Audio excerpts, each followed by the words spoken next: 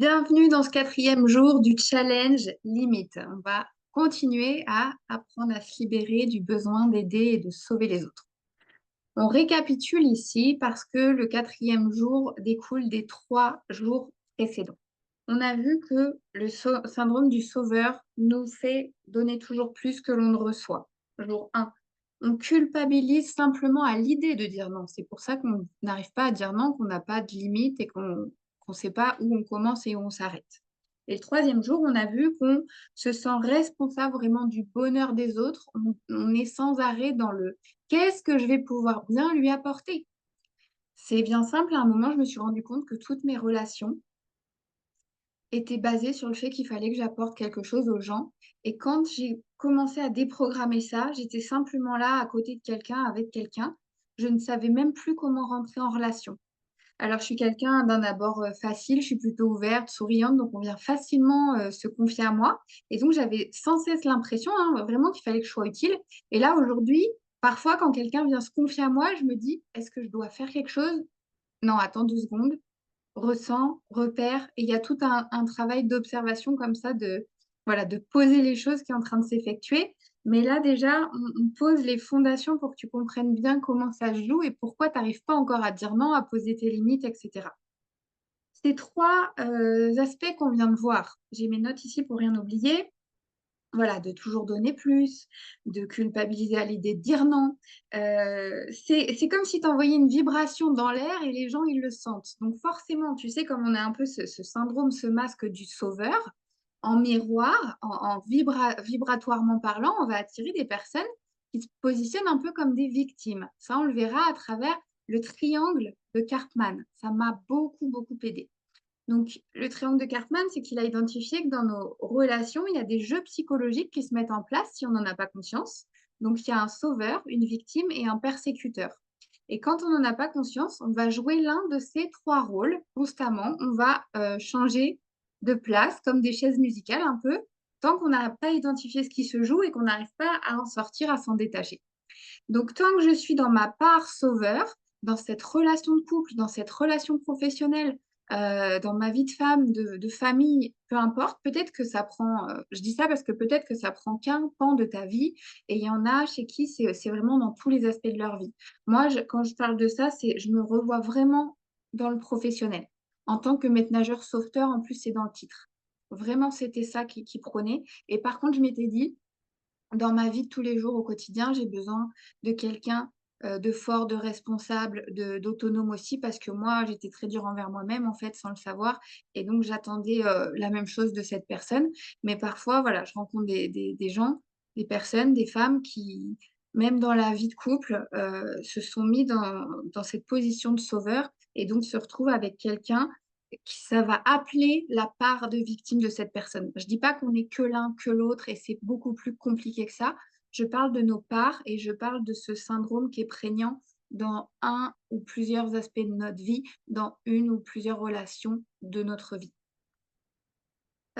Donc aujourd'hui, ce qui découle forcément, c'est les personnes qui profitent de ta gentillesse. Pourquoi on attire des personnes qui profitent de notre gentillesse? Eh bien, tout simplement parce que vibratoirement, c'est comme si tu portais dans ton langage non verbal, dans ta posture, dans ta manière d'être, ton regard. Voilà. Moi, j'ai pris conscience de tout ça, j'ai nommé tout ça quand j'ai appris à identifier, à nommer ça. Je sais que j'ai énormément d'informations, mais je ne sais pas encore les traiter parce que j'ai pas nommé, j'ai pas pu déplier, voir tout ce qui se jouait dessous. Et donc, je ne sais pas quoi faire de toutes ces informations. Mais quand tu arrives à démêler tout ça, à dénouer tout ça, c'est très, très clair que, voilà, on attire la part victime des personnes tant qu'on est dans notre part sauveur. Donc, on peut déprogrammer ce sauveur pour trouver un équilibre. Et on va parler d'adulte à adulte, d'âme à âme, de cœur à cœur, avec nos nouvelles relations. Et ça change complètement ton quotidien, tes relations, ton énergie et la manière dont tu vas t'entourer, la manière dont tu vis tes journées.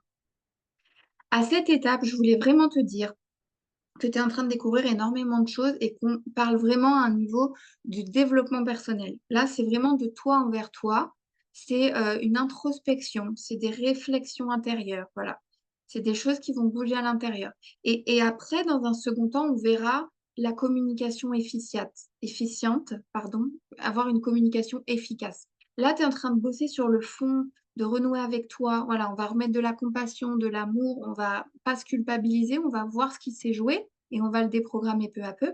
Mais après ça, on va mettre en place la forme, la communication. Comment je délivre un message, comment j'apprends à dire non sans blesser les autres, etc.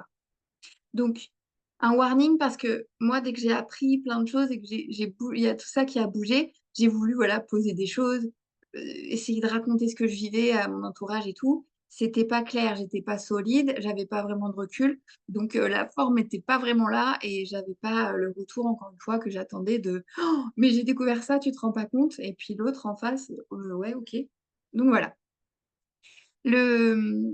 Donc ça, je l'ai dit. Et donc, voilà, si aujourd'hui tu te demandes pourquoi certaines personnes semblent toujours abuser de ta gentillesse, ça vient des trois faits qu'on vient de citer dans les jours précédents et du fait que soi-même, on ne connaisse pas ses limites. On ne sait pas où on commence, on ne sait pas où on s'arrête.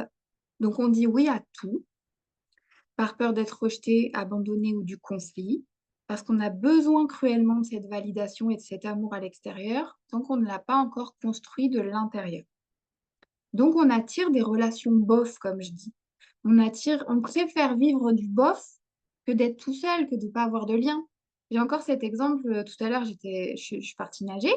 Là, il y a une dame qui veut tout le temps parler avec tous les nageurs qui passent et tout ça. Et en fait, je me suis dit, mais l'ancienne version de moi, c'était bon, ça me fatigue, j'ai envie de nager, j'ai envie d'être tranquille, c'est mon moment à moi. Et puis, comme je savais pas dire non, bah, ça me fatigue, je rentre dans l'épuisement et machin, je me prends la tête toute seule parce que je sais pas dire non. Et aujourd'hui, j'ai vu que c'était une dame qui manquait cruellement de lien, qui avait juste besoin d'être vue, regardée, écoutée, entendue, voilà, reconnue.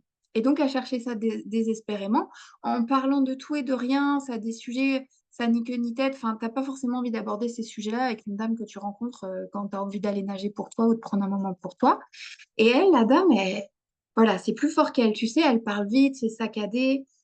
Elle a besoin de ce lien. Donc, elle est venue à la piscine, peut-être même plus pour trouver quelqu'un à qui parler, qui va la regarder et l'écouter, que pour nager finalement. Ça aussi, il y avait.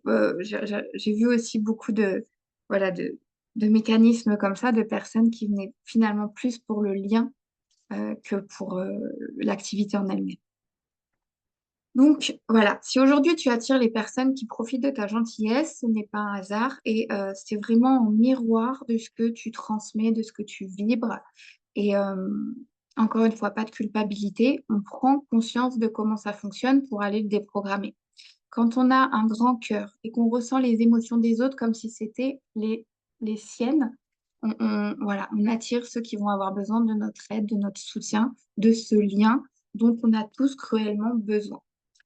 Euh, on en parlera dans une autre vidéo. C'est vraiment, on vit et on apprend par mimétisme. Donc, on va reproduire les liens, les styles d'attachement qu'on a connus nous-mêmes. Il y a les liens, les styles d'attachement organisés, sécures, où tout se passe bien, celui dont on rêve. Et il y a celui qui est plutôt désorganisé, celui qui est plutôt évitant. Voilà, on reverra ça dans une autre vidéo. Donc aujourd'hui, vraiment, c'était de voir voilà. Où tu en es par rapport à ça, à cette vibration, à ce constat-là d'attirer des personnes qui profitent, parce que ça va te donner, encore une fois, des indications pour savoir où tu en es. Et par exemple, aujourd'hui, tu peux prendre un moment pour noter les 3 dernières fois où tu as ressenti qu'on profitait de toi, que quelqu'un profitait de toi. Tu peux noter, voilà, qui était cette personne, qu'est-ce qu'elle t'a demandé, qu'est-ce qu'elle t'a pris, dans quel contexte c'était, comment toi tu avais abordé cette relation, comment tu sentais cette personne, tu vois, ce langage non verbal, sa posture, son regard, qu'est-ce qui s'est passé dans cette relation? Et comment tu t'es senti après coup? Est-ce que tu t'es senti frustré, tu t'es senti abusé, tu t'es senti vidé? Euh, voilà. Qu'est-ce qui s'est passé? Comment tu t'es senti pour, encore une fois, nommer, prendre conscience et puis commencer à transformer, tout simplement. Et donc demain, on verra plus en détail comment ça se fait que c'est si difficile de connaître et de poser ses limites. Voilà, tu commences à avoir pas mal d'indices, mais on reverra encore en profondeur pour que tu aies vraiment tous les éléments.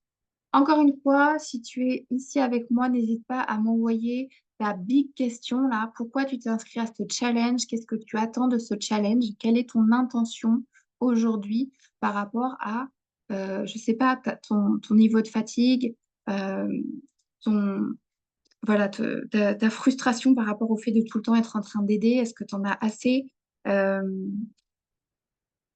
Euh, est-ce que tu as plus besoin d'énergie? Est-ce que tu as plus besoin de temps pour toi? Est-ce que tu as plus besoin d'apprendre à poser des limites? Voilà. Quelle est la problématique, le besoin que tu as identifié là, ici, maintenant, pour que moi, je puisse toujours créer du contenu pour coller au plus près de tes besoins et être le plus utile possible, comme un sauveur repenti qui se soigne.